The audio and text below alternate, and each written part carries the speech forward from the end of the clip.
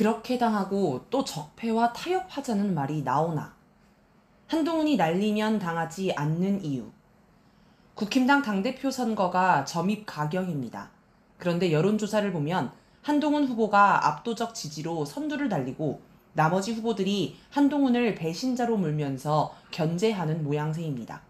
후보들뿐 아니라 국힘당의 주요 인사들도 모두 한동훈을 공격하고 있습니다. 지금 한동훈이 김건희와 서로 으르렁거리며 대립하고 있는 걸 감안하면 적폐 세력 내에서 윤석열, 김건희 세력과 한동훈이 싸우는 것처럼 보입니다. 그런데 생각해보면 윤석열, 김건희가 왜 한동훈을 날리지 못하는지 이상합니다. 지난 국힘당 당대표 선거 때를 돌아보면 윤석열 대통령이 자기가 점지한 김기현 의원을 당선시키기 위해 이준석, 안철수, 나경원 등을 무자비하게 날려버렸습니다. 이준석은 당대표를 하면서 윤석열과 수시로 충돌했는데 2022년 7월 8일 징계를 때려서 쫓아냈습니다. 사실상 쿠데타를 한 셈인데 이준석은 소송까지 하면서 버텼지만 10월 7일 추가 징계까지 받아 결국 완전히 물러나야 했습니다. 나중에 윤석열은 권성동 대표 직무대행에게 내부 총질이나 하던 당대표가 바뀌니 달라졌습니다. 라는 문자와 함께 체리 따봉을 보내 쿠데타 성공을 치하했습니다. 이준석이 날아간 뒤 나경원, 안철수 등이 당대표의 도전장을 내밀었습니다. 대통령실은 먼저 나경원을 맹공격했습니다. 나경원이 저출산고령사회위원회 부위원장직을 사퇴하겠다고 하자 윤석열이 사표 낼 틈도 안 주고 곧바로 해임해서 공개 망신을 주기도 했습니다. 국힘당 초선 의원 50명이 나경원을 비난하는 성명까지 내자 결국 나경원은 고개를 숙이고 당대표 선거 불출마를 선언하였습니다. 나경원이 날아가자 시선은 안철수에게 쏠렸습니다. 일단 윤석열이 안철수를 향해 국정 운영의 방해꾼이자 적이라고 말한 사실이 어디선가 흘러나오며 윤석열이 안철수를 지지하지 않는다는 점을 분명히 했습니다.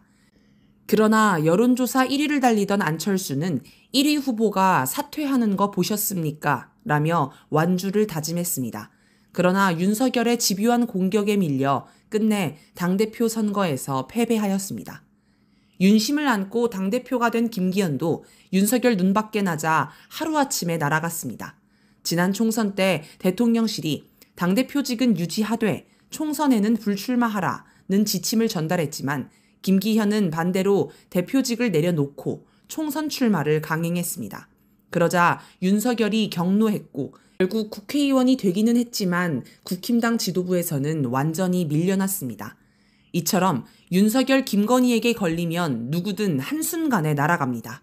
그런데 한동훈은 총선 시기부터 몇 번이나 윤석열, 김건희와 충돌했지만 아직도 건재합니다.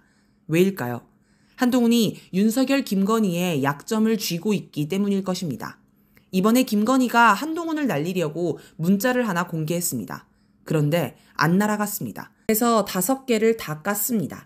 그래도 안 날아갑니다. 그러면 더 센 걸 터뜨려야 합니다.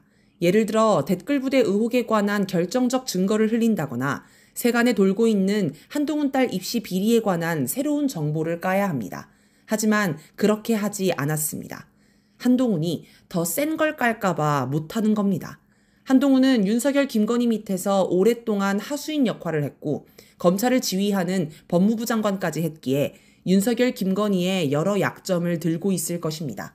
이준석, 나경원, 안철수, 김기현은 이런 게 없었기 때문에 날아갔습니다. 미국도 이 상황을 지켜보고 있을 것입니다. 하지만 한쪽에 힘을 실어주지는 않습니다. 두 세력이 싸우는 모양새가 나쁘지 않기 때문입니다. 이명박 정권 때 박근혜 의원이 여당 속 야당을 자처하며 싸웠던 것도 미국 처지에서 나쁘지 않았습니다. 자연스레 권력이 박근혜로 넘어갈 수 있었기 때문입니다. 한동훈은 지금 2가지만 잘하면 성공합니다. 첫째, 윤석열 똘마니에서 탈피해야 합니다. 이건 거의 성공한 것 같습니다.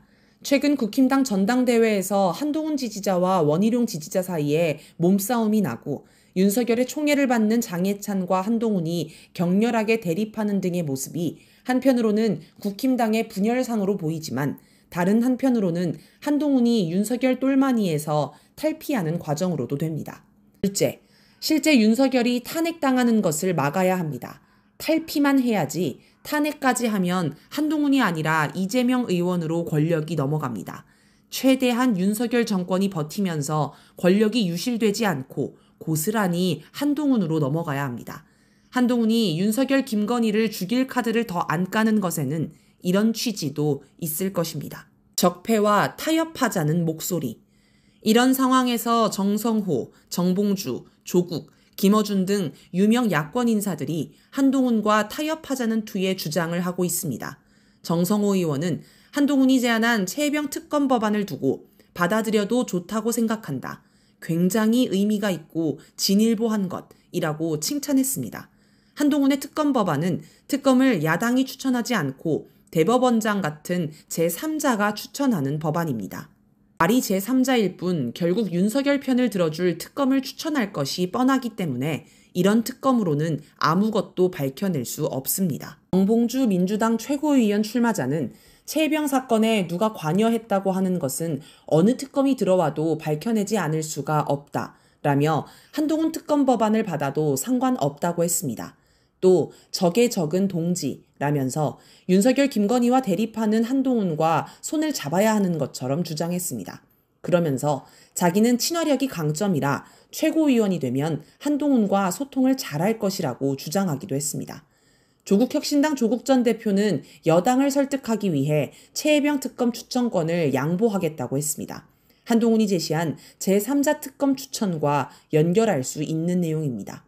방송인 김어준 씨는 원희룡 후보가 김어준이 한동훈을 지지한다 라고 주장한 것을 두고 한동훈의 당대표 선출을 지지한다, 공식적으로 밝히는 바라고 하였습니다. 물론 국힘당 당대표 선거 과정에 자기 이름이 거론되자 농담식으로 던진 말이긴 합니다. 하지만 겸손은 힘들다 뉴스공장에서 주장하는 내용을 들어보면 실제로 한동훈이 당대표를 하는 게 민주개혁 세력에게 유리하다는 관점을 가지고 있음을 알 수 있습니다. 즉, 한동훈 지지는 어느 정도 진심이 담긴 말로 볼 수 있습니다. 이들의 논리는 우리의 주적은 윤석열 김건희다. 그런데 지금 한동훈이 윤석열 김건희와 대립하니 한동훈과 일시적으로 손을 잡으면 윤석열 김건희를 더 강하게 공격할 수 있다는 것입니다. 적의 적은 동지라는 다분히 정치공학적 판단입니다. 특히 한동훈의 특검안을 고려할 수 있다는 생각은 야권 내에 상당히 퍼져 있는 듯합니다. 18일 CBS 김현정의 뉴스쇼에서 진행한 민주당 당대표 후보자 토론회에서 특검을 제3자가 추천하는 안을 고려할 수 있나? 라는 질문에 이재명 후보만 유일하게 X팻말을 들어 거부했고 김두관, 김지수 후보는 모두 O팻말을 들었습니다. 노무현 정부, 문재인 정부 때 적폐 세력과 협상하고 타협하다가 뒤통수를 맞은 게 한두 번이 아닌데도 또 이런 모습이 나타납니다. 왜 그럴까요? 예전에 이재명 의원은 내가 노무현 대통령을 보면서 타산지석으로 배운 게 있다. 노무현 대통령은 너무 착해서 상대 진영도 나처럼 인간이겠거니 하며 믿었다. 하지만 그들은 인간이 아니다. 어설픈 관용과 용서는 참극을 부른다. 라고 했습니다. 민주개혁 진영의 많은 이들이 이 말을 되새기는 걸 보면 대체로 이런 생각에 공감하는 듯합니다. 이걸 보면 뭔가 중요한 교훈을 배운 것 같은데도 현실은 또 아닙니다. 이 의원의 표현은 그냥 보면 맞는 말 같은데 자세히 보면 한계가 있습니다.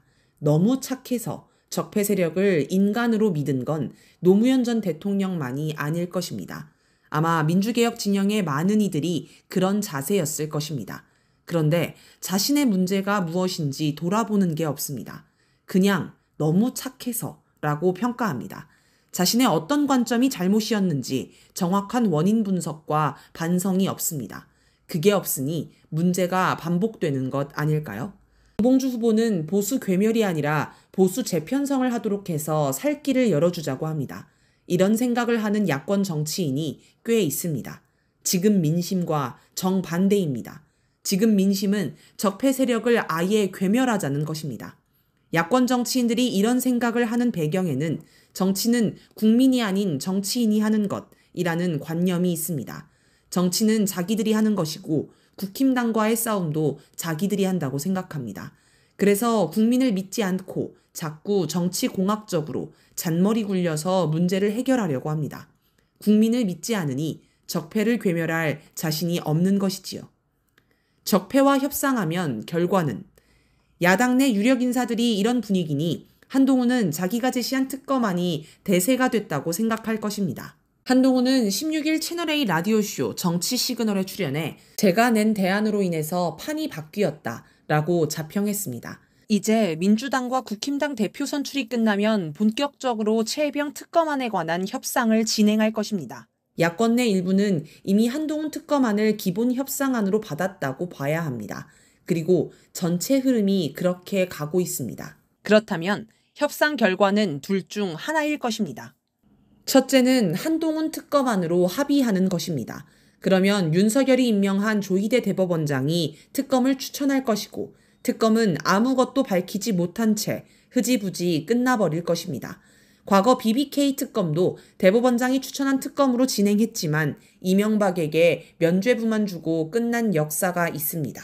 둘째는 협상이 결렬되는 것입니다. 그러면 당연히 야당이 추진했던 특검법 제2결도 국힘당의 거부로 실패할 것입니다. 그런데 야권 내에 한동훈 특검안 찬성파와 반대파가 있기 때문에 이 과정에서 내분이 생기게 됩니다. 어떤 결론이 나오든 결과적으로 한동훈에게 유리합니다. 최혜병 특검 전국을 주도한 한동훈은 적폐 세력 내에서 정권 위기를 무사히 넘기게 한 영웅이 될 것입니다. 이렇게 되면 차기 대선도 한동훈판이 될 수 있습니다. 반면 민주당과 이재명 의원은 엄청난 욕을 먹게 됩니다. 우원식 의원이 국회의장이 됐을 때도 당 안팎에서 비난이 쏟아지고 민주당 탈당이 줄을 이었습니다. 그런데 이번에는 이것과는 비교도 안 되는 일이 벌어질 것입니다. 그리고 윤석열 탄핵을 바라는 수많은 국민이 패배감에 빠질 것입니다. 지금 미국은 이런 그림을 그려놓고 있을 것입니다. 그런데 이런 상황에서 조국 의원과 정봉주 후보는 무슨 생각을 할지도 궁금합니다. 자기들이 잘못 판단했다고 반성할까요?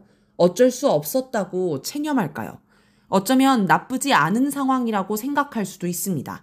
이재명 의원이 욕먹으면 자기들이 차기 대권을 쥘 가능성이 생기기 때문에 그럴 수도 있지 않을까요? 설마 그렇지는 않기를 바라지만 사실 야권에 이런 생각을 하는 사람이 꽤 많을 것입니다. 예전에 노무현 전 대통령은 안희정 씨를 내 동지이자 동업자라고 소개했습니다. 그래서 언론에서도 안희정 씨를 소개할 때 노무현의 정치적 동업자라는 수식어를 많이 붙였습니다.